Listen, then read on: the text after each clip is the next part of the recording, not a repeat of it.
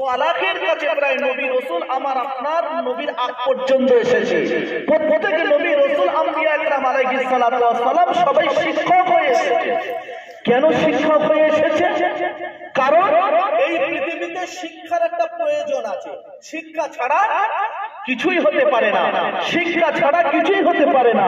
এই জন্য করে শিক্ষাকে দুটো ভাগ করেছে।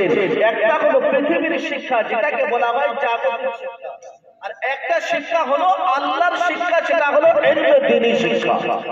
কি ঠিক তাই নয়?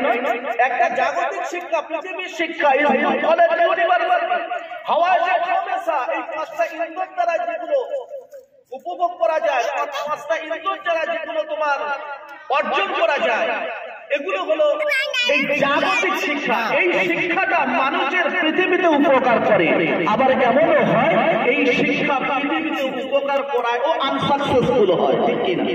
অনেক সময় সাকসেসফুল হয় না। এই শিক্ষাও ভুল ব্যাখ্যা দেয়, এই শিক্ষাও মানুষের ভুল তথ্য দেয়, এই শিক্ষাও মানুষের ভুল শিখিয়ে দেয়।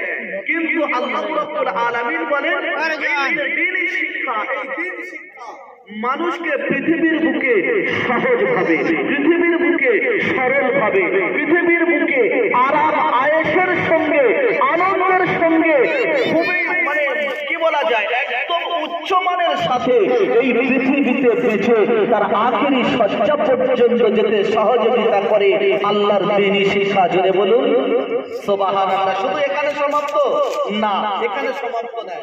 আল্লাহর দ্বীনি শিক্ষা যেমন মানুষকে পৃথিবীতে তাকে সমস্ত বাধা বিঘ্ন থেকে, সমস্ত রকম কর্মক্ষেত্র থেকে যেমন হেফাজত করে, ঠিক তদরূপ এই ইলমে দ্বীনি শিক্ষা আল্লাহ রাব্বুল আলামিন বলেন ওই বান্দাটাকে পৌঁছে দেবে জান্নাত পর্যন্ত। জোরে বলুন, ওই বান্দাটাকে পৌঁছে দেবে আল্লাহ পর্যন্ত। জোরে বলুন সুবহানাল্লাহ।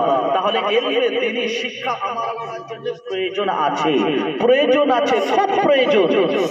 কেন? কারণ আমার আপনার মানুষের মতন মানুষ হতে গেলে, মনুষ্যত্ব আনতে গেলে আমার আপনাকে ইলমে দ্বীনের প্রয়োজন। তা বলে আমি বাধা দিচ্ছি না যে জাগতিক শিক্ষা ছেড়ে তুমি ইলমে দ্বীন শিক্ষা অর্জন করো না। যতটা তুমি জাগতিক শিক্ষার উপরে ভরপুর করবে তার থেকে একটু বেশি করে দাও তুমি ইলমে দ্বীনের উপরে। কারণ আমরা মুসলমান, আমরা হলাম মুসলমান, মুসলমান ঘরে জন্ম। আমাদের ঠিকানা যেমন জান্নাতে ছিল, পুনরায় আমরা আবার ঠিকানা করে নিতে চাই জান্নাতে, নাকি? সেটাই তো সবার আশা। আজকের আশা বলে আমরা দেখো বাড়ির কত কাজ কর্ম সব কিছুকে তালাক দিয়ে আমি আপনি সেই আল্লাহকে রাজি করার জন্য, সেই জান্নাতের আশায়, সেই তোমার মহান একেবারে তোমার কিয়ামতের ময়দানে বিভীষিকাময় সময়ে, মানুষের যে করুণ সময়, সেই সময়ের দিকে তাকিয়ে আমি আপনি আজকের গুটি গুটি কদমে তানার রহমতি বরকতি মজলিসে এসে বসেছি। তানার এই মজলিসে বসার একটাই মাত্র উদ্দেশ্য, যেন আমরা জান্নাতকে পাই, যেন আমরা আল্লাহকে রাজি এবং খুশি করতে চাই। এটাই উদ্দেশ্য তো? হ্যাঁ, ইন্নামাল আমালু বিন্নিয়াত। নিয়ত যদি সঠিক হয় তাহলে আমাদের আমলটা সঠিক জায়গায় পৌঁছাবে, তাই না? তো এই যে কথা বলছিলাম ইলমে দ্বীন, আল্লাহর নবী সাল্লাল্লাহু আলাইহি ওয়াসাল্লাম বললেন তালাবুল ইলমি ফরিদাতুন আলা কুল্লি মুসলিম, তালাবুল ইলমি ফরিদাতুন আলা কুল্লি মুসলিমাতুন ওয়া মুসলিমা। আল্লাহর নবী বললেন যে প্রত্যেক মানুষের জন্য ইলম অর্জন করাটা ফরজ। দুঃখের বিষয় এটা আমাদের, আমরা আজও পর্যন্ত গাফিলতির সঙ্গে বেড়াচ্ছি। যদি চাচাকে জিজ্ঞাসা করা যায়, চাচা যা কেন তুমি ইলমে অর্জনের দিকে ধাবিত হলে না? তোমার বয়স অনেক হয়ে গেছে, ছাত্রকে কেন দিলে না মাদ্রাসায়, কেন দিলে না মক্তবে, কেন তুমি হুজুরের কাছে পাঠালে না? তখনই একটা কথা বলতেই থাকে যে হুজুর আমি হেমই গেছি, আমার ছেলেরাও তেমনই যাবে। আমি যেমন গিয়েছি আমার ছেলেরাও তেমন যাবে। আমার তো বয়স শেষ হয়ে গেছে, আর কিছু নেই, আর শিক্ষার কোনো জায়গা নেই, আর কোনো লাইন নেই। আমার ছেলেগুলোরাও ঠিক এইরকম। এটা আমাদের ভাবা ঠিক না ভুল? ভাই ভুল তো একেবারে। এটা আমার আপনার জন্য ভুল। কারণ নবী পাক জানিয়ে দিয়েছেন, যেখানে আল্লাহ ঘোষণা করে দিয়েছেন, একটা বার চিন্তা করে দেখুন তো, একটা বার ঠান্ডা মাথায় দেখুন। আমার আপনার নবী জনাবে মুহাম্মদুর রাসূলুল্লাহ সাল্লাল্লাহু আলাইহি ওয়াসাল্লাম প্রথম জীবনের দিকে যখন আল্লাহ পাক ওহী নাযিল করতেন, যখন ওহী দিতেন, তখন জিবরিল আমিন আলাইহিস সালাতু ওয়াস সালাম আসতেন না, ওহী নিয়ে আসতেন না, বরঞ্চ নবী পাক শুয়ে থাকতেন শয়নে স্বপ্নে, নবীকে স্বপ্নের মাধ্যমে ওহীর কর্মগুলো, ওহীর কাজগুলো বিশ্ব নবীকে জানিয়ে দেওয়া হতো।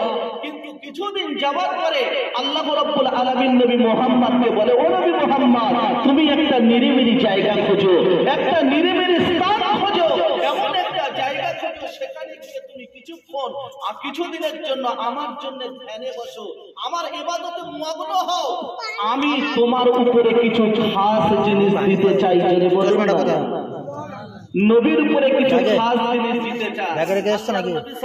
জায়গাটা পাওয়া গেল না,